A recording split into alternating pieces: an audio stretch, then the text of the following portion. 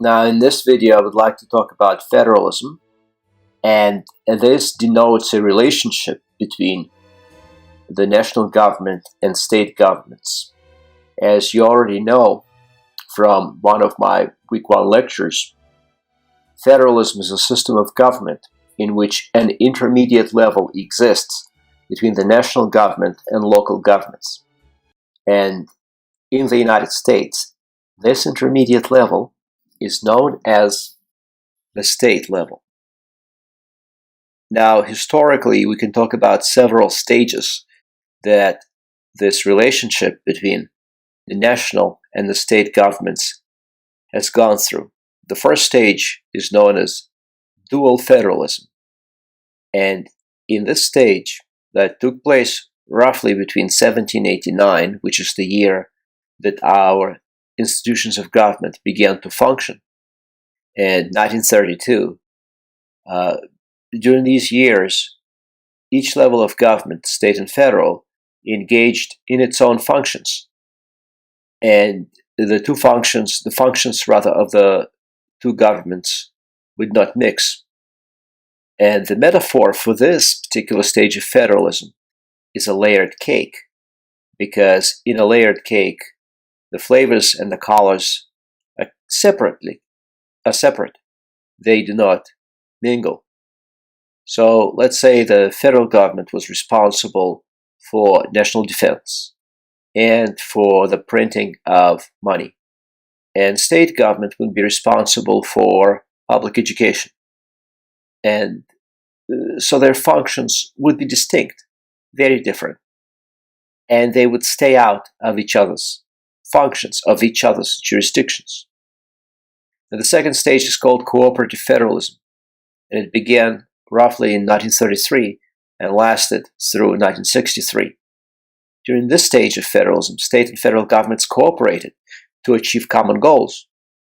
Not surprisingly, the second stage began during the Great Depression, when the national government stepped in order to assist the states and localities in dealing with the effects of the Great Depression, meaning high unemployment, desperation, the need to fix the economy, the resources of state and local governments, and even in combination with resources of individuals, charities, neighborhoods, communities, were deemed insufficient to get the country out of the Great Depression and back onto the path of prosperity. So the national government began to take a very active role in the management of the economy, and by so doing, it spilled its functions over into those functions that had previously been carried out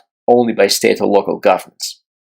That's cooperative federalism, and the metaphor for this is sometimes the marble cake, because in a marble cake, the flavors and the colors of the cake intermingle. Then from roughly 1964 to the present, we have centralized federalism, also known as cooperative federalism. Now, under this system, the federal government becomes the senior partner in the interaction with the state governments, and it can dictate to them what to do using financial leverage, such as grants, and also the fear of lawsuits. In other words, if you don't do what we think you should do, we will sue you. Now, from 1969, roughly, to the present, some argue for the so-called conflicted federalism. They say that in this particular version of federalism, you have all the different types of federalism present at the same time, and you have to look at each particular issue to determine which type of federalism is really operative. So on some issues, you have dual federalism. On other issues, it's cooperative. And yet on other issues, it's cooperative federalism that's operational. Now, what is the main leverage that the national government can use to get the states to do what it wants to do? I would have to say it's money. Through its system of grants, the federal government can attach conditions that state governments have to meet if they want to get the money. And there are different types of grants: general purpose, block grants, and categorical grants. Categorical grants are the most restrictive type of grants, and it's the type the federal government uses most frequently because it wants to tie the hands of the states and force them to do certain things if they accept the federal money. So the money in a categorical grant is designed for a narrowly defined purpose. For example, for building prisons. We're going to give you money, but what you have to do with this money is to build 2 prisons. Or we're going to give you money, but what you have to do with this money is to build 50 miles of roads, etc., etc. Other reasons for increased federal power, in addition to grants, would be Supreme Court decisions, starting in the 19th century, with the cases that you have already met during our Week 2 lectures: McCulloch versus Maryland, Gibbons versus Ogden, Wickard versus Filburn. Supreme Court of the United States has handed a lot of power to the national government. Also, constitutional amendments. The 16th Amendment most of all, because it enabled the federal government to tax literally everyone's income. Before the 16th Amendment, the United States had no income tax, and the national government had to get its money from the states based on each state's population, from tariffs, meaning from taxes on imported goods, and from fines and forfeitures. But after the 16th Amendment was ratified, vast new money began to flow into the hands of the federal government, making it rich, so to speak, giving it the financial leverage over the states. Also, the changing nature of society, the American society has become a lot more mobile. And because people are moving around, they become less psychologically attached to their states. It's hard to believe now, but before the 20th century, the vast majority of people would not travel far beyond their local lake or local forest. But now in the 21st century, people move not just for travel. They actually they change their address quite often, move their place of residence quite often. And that certainly reduces psychological attachment to particular locales, to particular states, and focuses the psychological attachment in the entity of the national government. Wars and economic depressions force the country to work fast, to react fast.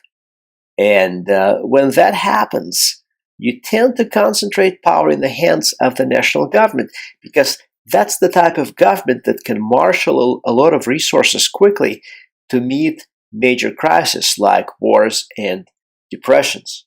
And then once the national government acquires all these additional powers and all these additional money, it rarely wants to give them back. And then, of course, technology. The federal government is expected to be responsible for a vast array of complex technologies that are needed to protect the country and its people. Nuclear weapons is a perfect example. I mean, you're not going to trust your local Idaho or Nevada government with nuclear weapons. Not that there's anything wrong with governments of these states, but simply the Constitution of the United States vests national defense as a responsibility of the national government. And how do you defend yourself in the 21st century? Well, one thing that you do have, hopefully you never have to use it, but one thing that you do have is nuclear weapons. A very complex, very powerful technology. Who has control over nuclear weapons? It's the national government that has control over nuclear weapons. Computer networks. The federal government has to be able to monitor, at least to some extent, computer networks and restore them in case they're damaged physically as a result of a terrorist attack or a natural event like a hurricane. Also, communications and information technology, everything from traditional phone lines and telephones, railroads, radio, television, interstate highway satellites, internet. What's important to understand is the national government doesn't have to own these. It does not even have to control all of these, but it has to have the technical capability to manage and to some degree fix all of these in case something goes wrong. And that puts tremendous power in the hands of the national government. And of course, we have seen that modern technologies can be used by leaders of the national government for surveillance purposes, to spy on the citizens, and for propaganda purposes.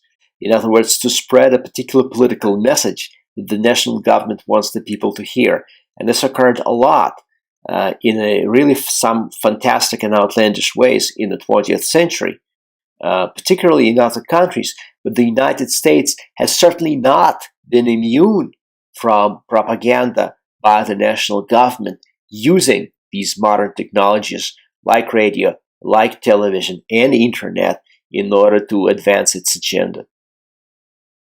What is the future of federalism? Now, political science doesn't have a great track record in terms of predicting the future.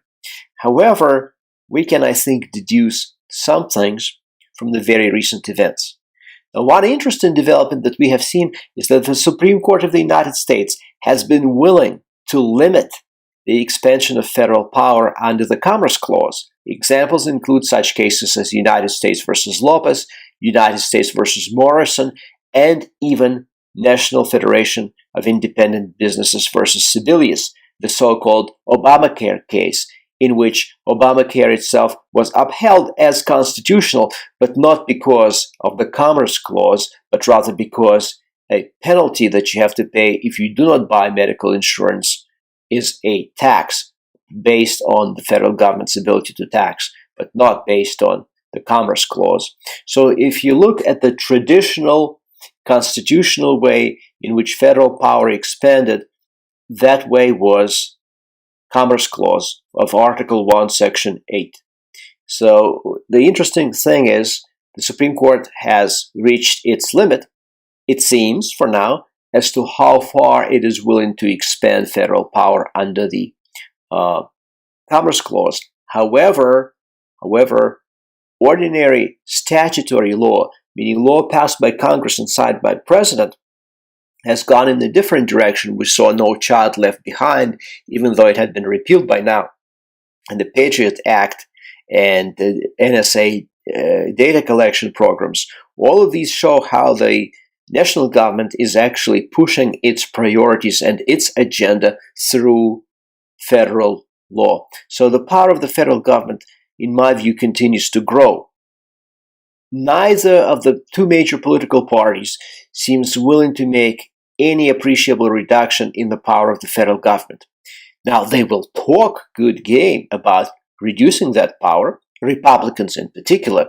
This is one of the central points of Republican narrative over the last two generations, really, over the last 30 or 40 years.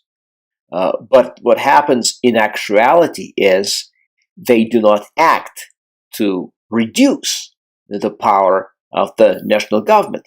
Quite the contrary, very often they expand it, as No Child Left Behind and Patriot Act and NSA surveillance indicate. All of these were begun under the administration of George Bush Jr.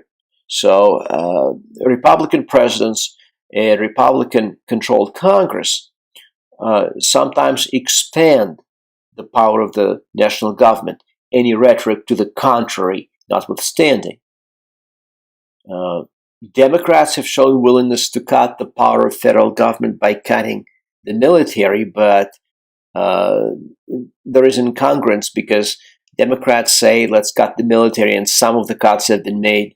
Republicans want to cut social programs, but those never seem to actually pan out, because if you look at what's happening at the end of the second decade of the 21st century, we have more people on various types of social programs. At the end of 2016, more than 42 million people on food stamps, approximately 73 million people on Medicaid. We have a lot of people on social programs. So this is a problem because the power of the federal government keeps growing. So as far as the near and medium term future is concerned, it is easy to see that the federal power is expanding even more, to the point where some say, well, the United States has federalism in name only. And it is very hard to see such power diminishing in any significant way.